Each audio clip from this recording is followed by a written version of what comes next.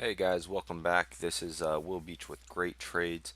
As you guys know, I'm in the middle of the Topstep FX trading challenge, and what that means is that basically I have subscribed. I did the 300,000, which is $165 a month, um, and with that you get funded with 300,000. Now, uh, I kind of jumped into this without doing a ton of research, and although it does still seem legitimate, there is something to understand, and that is the 300,000 that you would be receiving is equivalent to $3,000 because what they've done, if they've changed the margin to 100 to 1. So 100 to 1. So when you divide that, 300,000 by 100, you're basically at $3,000. So the equivalency is that of 3,000. Why did they do it that way? I'm not exactly sure. Obviously, I don't want to risk $300,000. Someone could blow that in no time. But why, make it 300,000 at 100 to 1? I don't know. However, I am still pushing forward with it. Um, so I've done it for 2 weeks. Today is Sunday, July 26th, and that means we'll be leading into my third week.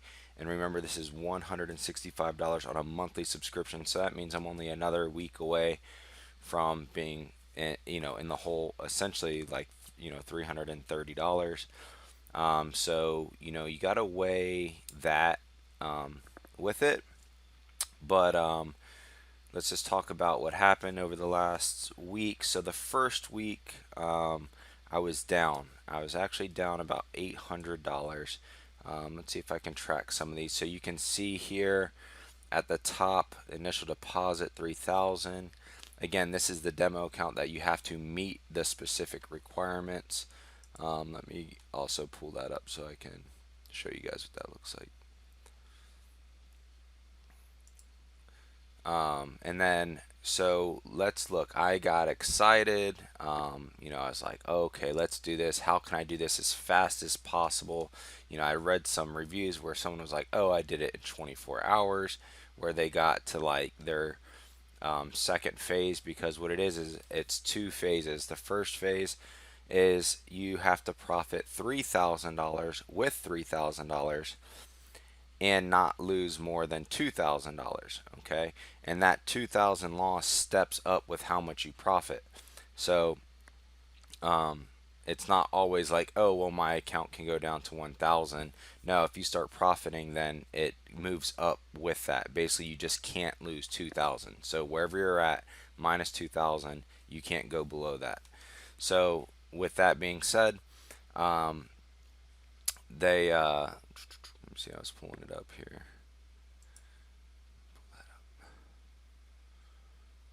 Okay.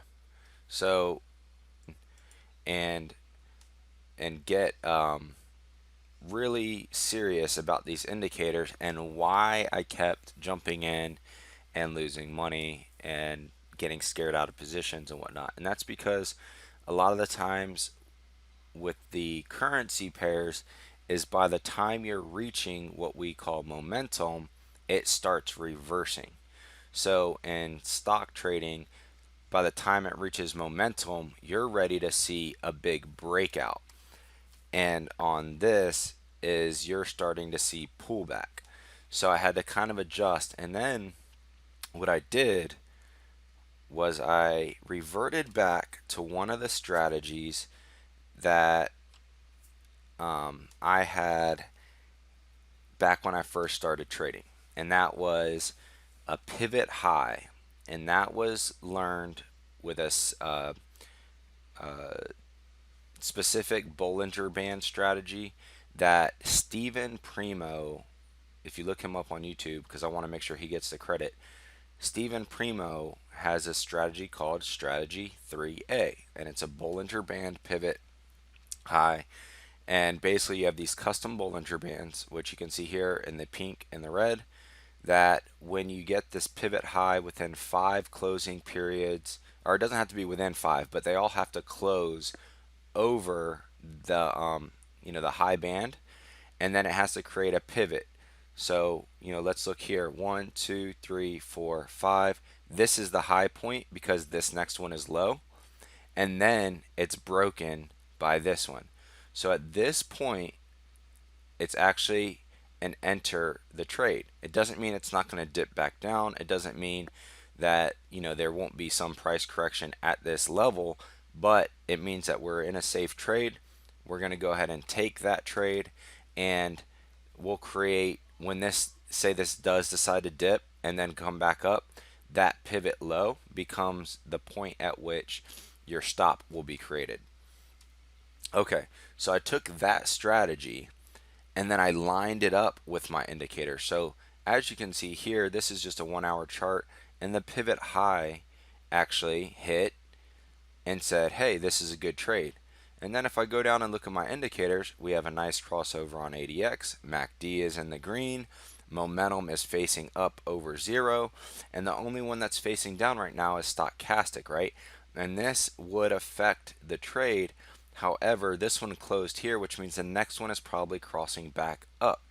So whenever you're above this kind of like overbought stage, but you're increasing in momentum, it can pretty much be negated as far as like being concerned that it's coming back down because everything else is going up. So with that being said, I took that strategy and I used it on the 15-minute chart. So that way I could get as many repetitions and find as many trades as I could to help make up for those losses. And it worked out over and over and over. I got stopped out of one trade, which was that $100 loss. But I looked at the inverse of that trade, which was the Euro USD, which was starting to take off. And I did that right in this area here. And then, or I'm sorry, it was back here. And then sure enough, we ran. So that made up for the $263 there. Now, these levels here, see how this blue line goes from here, and then I cap it, and then it goes up again? These are the levels. So when you get your pivot highs and your confirmations, you go from where that trend started. So technically it could be down here, but I like to play it safe on my first green bar, and I go from there to where it crossed over, which was here. That's 100%. So then that's 200%, which is your first take profit zone. And as you can see, it hit it beautifully. The next take profit zone is give me one sec here, is right there, which would be the 300%. At that point, you're pretty much stretching it, but we also know that we have resistance right here at 1.1708, so I wouldn't be surprised to see that it actually stretches all the way up to that point. So with this Topstep FX, you can't really you can't keep your trades over the weekend, so you have to be sold on Friday.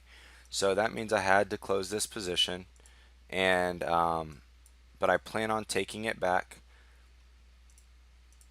on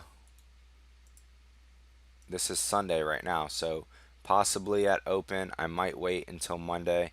I'm just going to keep an eye on it, see if it dips down at all, and then we'll go from there. I'm also watching the Australian dollar, GJ, which is the British pound versus the Japanese yen, and I'm looking for a short position on the USD Mexican peso. But the thing is with Topstep, I can't trade that pair on here yet because while you're in this phase, you have to only trade like the big pairs. So I'm not going to go for that one on this account, but I am watching it to see if that I was correct in my analysis. So let me pull this over.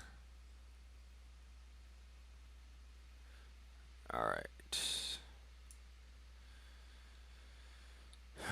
All right, guys. So here you can see that this is the demo account. So you can see 3,000 is where we started. So when I told you earlier that you can't lose more than 2,000, you see how it changed my balance here to match 2,000 of, below this. So it used to say 1,000, now it says 1,257. My profit target is 6,000. And as of right now, remember I took all those hits the week, 2 weeks ago. I was at an average profitability of negative $57 with only a 9% winning rate. That's what it looks like when you just jump into trades and you're not analyzing your trades correctly. And then all of a sudden, as of last week, I took all those winning trades. Now we're profiting $5 per trade. Average win is $56, 51% win rate.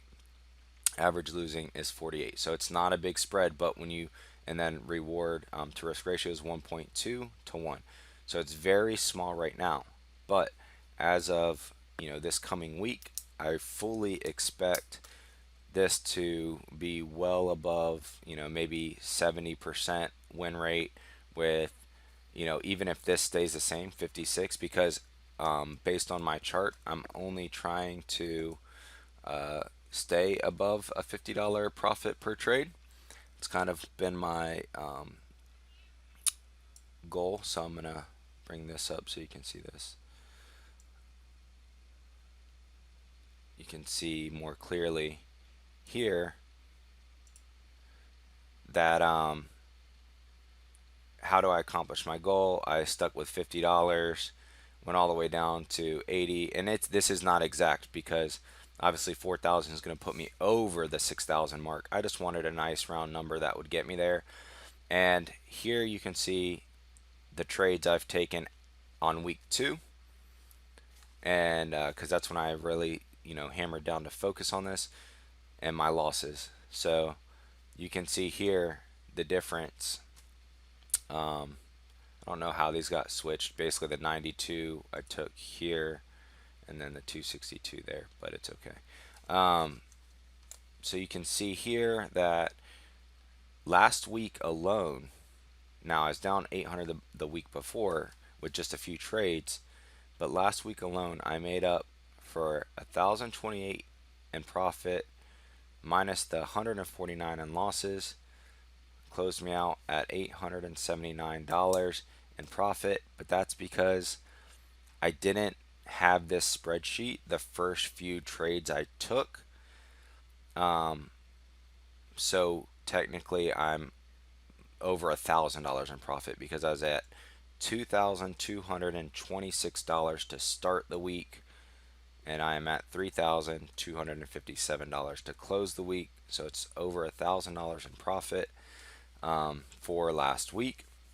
So if I can continue with this trend, then it would take me a couple more weeks to get ahead. But now that I'm rolling with this strategy, and I didn't even pick up this strategy till mid last week, and I came up with a lot of profit after that. So with the new fresh week, I think I can do 12 to 1500 with this account, and then hopefully closing it out on the first challenge.